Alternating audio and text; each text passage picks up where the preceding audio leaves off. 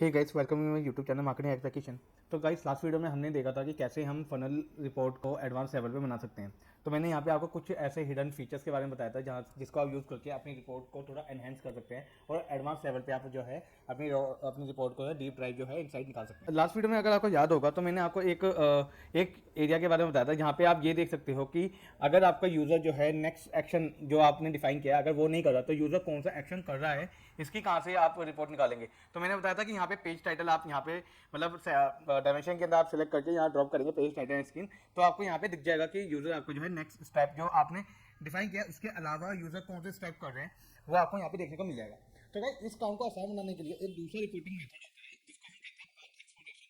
तो भाई ज्यादा टाइम लेते हुए चलिए वीडियो शुरू करते हैं और उसके बारे में जानते हैं कि पाथ एक्सप्लोरेशन रिपोर्ट क्या है और ये कैसे वर्क करती है और हमारे काम को कैसे ईजी बनाती है। सो गाइस, अगर आपने देखा था कि लास्ट टाइम जब हमने फनल बनाई थी तो हमने यहाँ पे पहले डिफाइन किया था कि हमारा जो है पहला इवेंट कौन सा होगा, फिर दूसरा इवेंट, फिर तीसरा इवेंट, चौथा इवेंट, पांचवा इवेंट।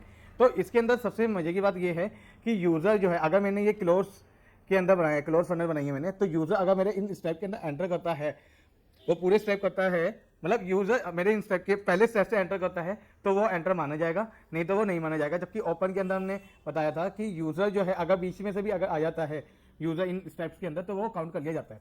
तो गाइस, अब अभी मैंने आपको बताया था कि हमको ये पता करना होता है फनल के अंदर कि अगर मैंने सेकंड स्टेप को डिफाइन कर दिया, ठीक है, अगर यूजर ये नहीं ले रहा तो कौन सा स्टेप ले रहा है, मेरे को ये चीज़ का पता करना है। तो उस काम को इजी बनाता है पाथ एक्सप्लोरेशन रिपोर्ट। अब इसके अंदर क्या होता है, इसके अंदर हमें केवल दो चीज़ों को सिलेक्ट करना होता है।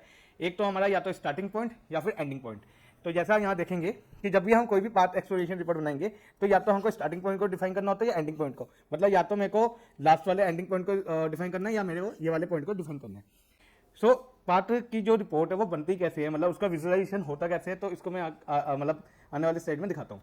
तो इसके अंदर आपके पास मैंने जैसे पहले भी बताया कि स्टार्टिंग पॉइंट या एंडिंग पॉइंट दोनों में से कुछ एक चूज करना होता है। उसके बाद आप देख सकते हैं कि आपके जो यूजर है उन्होंने क्या क्या स्टेप लिए। जैसे आप यहाँ पे देख सकते हैं कि यहाँ सेशन स्टार्ट हुआ, मैंने स्टार्टिंग पॉइंट से इसको इवेंट वन को मैंने स्टार्टिंग पॉइंट से मैंने इसको बनाना शुरू किया है। तो यहाँ पे जैसे सेशन स्टार्ट हुआ उसके बाद मेरा व्यू पेज व्यू इवेंट हुआ, उसके बाद व्यू प्रमोशन हुआ, व्यू प्रमोशन के अलावा मेरे पास और न्यू रिसेंट एक्टिव यूजर नाम का इवेंट हुआ। व्यू प्रमोशन को भी थोड़ा ओपन करता हूँ तो यहाँ पे पेज व्यू होता है, उसको भी थोड़ा ओपन करता हूँ तो व्यू आइटम लिस्ट ऐसे मतलब करके इवेंट होता है। इसको आप जो है इवेंट के अकॉर्डिंग भी देख सकते हैं, page title and screen name के अकॉर्डिंग भी देख सकते हैं। तो ज़्यादा टाइम लेते हुए चलिए GA4 के ऊपर हम इस रिपोर्ट को बनाना सीखते हैं। तो इसके लिए आपको एनालिसिस पे एक्सप्लोरेशन रिपोर्ट पे आना है। अब आप जो है पार्ट एक्सप्लोरेशन रिपोर्ट को दो वे में देख सकते हैं, या तो आप यहाँ पे क्लिक करके देख सकते हैं या ब्लैंक क्वेरी को ओपन करके देख सकते हैं। अब मैं यहाँ पे ब्लैंक क्वेरी को ओपन करके देखना चाहूँगा और हम साथ में बनाएंगे कि मतलब साथ में हम इसको क्रिएट करेंगे। तो जैसे आपको पता है आपको सबसे पहले स्टेप यहाँ पे अपना नाम लिखना होता है पाथ, ठीक है, फिर यहाँ पे सेलेक्ट करना होता है पाथ एक्सप्लोरेशन। अब आप देखेंगे यहाँ पे जब मैंने पाथ एक्सप्लोरेशन को सिलेक्ट किया यहाँ पे ऑटोमेटिकली जो है कुछ मतलब यहाँ पे नोट्स भर के आ गए हैं। तो ये जो इवेंट नेम है, पेज टाइटल, स्क्रीन, ये जो आप यहाँ पे देख रहे हैं इसको हम कहते हैं नोट्स। ये पूरा एरिया स्टार्टिंग पॉइंट, क्योंकि ये स्टार्टिंग पॉइंट से बना हुआ है तो ये यहाँ पे इसको ऊपर वाले एरिया को कहते हैं हम नोट्स। और नीचे जैसे हम इवेंट नेम के अकॉर्डिंग देख रहे हैं तो ये इवेंट नेम के अकॉर्डिंग बन गया। अगर मैं इसको इवेंट नेम के अलावा मेरे को पेज टाइटल या स्क्रीन नेम के अकॉर्डिंग देखना है तो ये उस वे में बन के आएगा। अब आप देख सकते हैं यहाँ पे कि जैसे मैंने पेज टाइटल एंड स्क्रीन को सिलेक्ट किया था तो यहाँ पे ये उस वे में ये बन के आ गया। आप अपने अकॉर्डिंग कर सकते हैं। अब आप यहाँ पे देखेंगे कि यहाँ पे हर इवेंट के अंदर जो है कुछ नंबर लिखा हुआ है, एक्चुअली वो इवेंट काउंट है। यहाँ पे अगर आप वैल्यू देखेंगे वो इवेंट काउंट है जो यहाँ पे आपको दिख रहा है। मतलब जब सेशन स्टार्ट हुआ तो 1 लाख इवेंट हुए, उसके बाद जो है पेज व्यू के 18,000 इवेंट हुए, उसके बाद होम, अगर पेज व्यू के अंदर मैं देखूं कि कौन सा जो पर्टिकुलर मेरा पेज है उसके अंदर कितने इवेंट हुए, तो यहाँ पे दिखा रहा है कि होम पेज के अंदर 7.9 के इवेंट हुए हैं। या फिर अगर मैं इसको इवेंट के अकॉर्डिंग करूँ तो ये इवेंट के अकॉर्डिंग बता देगा कि पेज व्यू के बाद अगला कौन सा इवेंट हुआ। तो ये तो आ गया स्टार्टिंग पॉइंट के अकॉर्डिंग, ठीक है। और अगर मैं इसको जो है किसी और मैट्रिक्स के थ्रू देखना चाहता हूँ, जैसे मैं देखना चाहता हूँ कि मेरे एक्टिव यूजर कैसे रहे, मतलब मैं इवेंट काउंट के अकॉर्डिंग नहीं देखना चाहता, मैं देखना चाहता हूँ मेरे एक्टिव यूजर के अकॉर्डिंग, तो मैं इसको जब ड्रैग एंड ड्रॉप करूँगा यहाँ वैल्यू के अंदर, एंड ये जो है पूरा डाटा ये एक्टिव यूजर के अकॉर्डिंग जो है बन जाएगा। मतलब जब सेशन स्टार्ट हुआ तो मेरे 69 के एक्टिव यूजर थे, पेज व्यू के अंदर मेरे 13 के एक्टिव यूजर थे, व्यू प्रमोशन के अंदर मेरा 5.1 यूजर एक्टिव यूजर थे, ठीक है।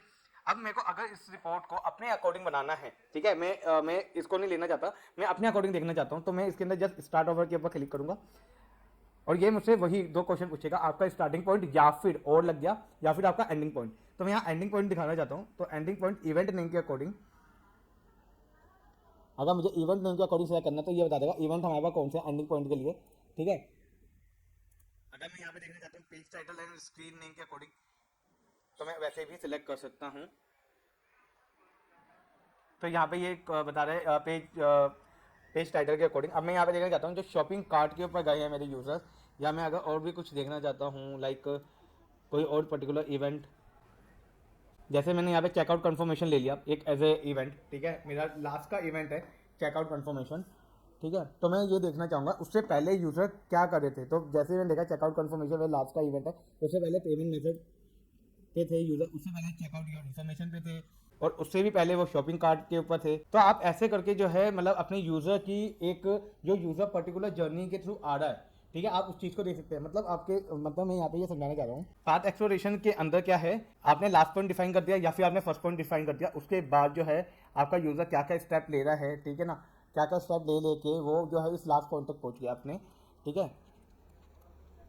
एक तो ये है, और एक फनल के अंदर है कि आप खुद एक अपने हिसाब से स्टेप को डिफाइन करते हो कि मेरा फर्स्ट स्टेप जैसे मेरा यूज़र जैसे पेज व्यू करता है, ठीक है, तो ये मेरा फर्स्ट स्टेप है। लास्ट में मेरा जो है ऑर्डर कन्फर्मेशन करता है, तो वो मेरा लास्ट स्टेप है। तो और क्लोज फनल है, तो अगर यूज़र पहले पेज व्यू करता है तब जाके यूज़र इस फनल के अंदर काउंट किया जाएगा। तो ये इस हिसाब से बनता है। मतलब ये जो रिपोर्ट है पाथ वाली रिपोर्ट, इससे आप अगर आप इसको अच्छी तरह एनालाइज करते हैं तो आप इसके जरिए अपनी फनल रिपोर्ट इजीली बना सकते हैं। मतलब अगर आप पाथ रिपोर्ट को एनालाइज कर लेते हैं तो फनल रिपोर्ट बनाना आपके लिए कोई मुश्किल चीज़ नहीं देगी, आप अपने अकॉर्डिंग भी फनल रिपोर्ट बना सकते हैं। पर मतलब दोनों रिपोर्ट की अपनी अपनी एडवांटेज है, तो ये तो आपके ऊपर है कि आप उसको कैसे यूज़ करना चाहते हैं। सो गाइस, अगर आपका पाथ रिपोर्ट को थोड़ा एडवांस लेवल के ऊपर एनालाइज करना है तो आप इसके अंदर जो है डायमेंशंस या सेगमेंट का यूज़ कर सकते हैं।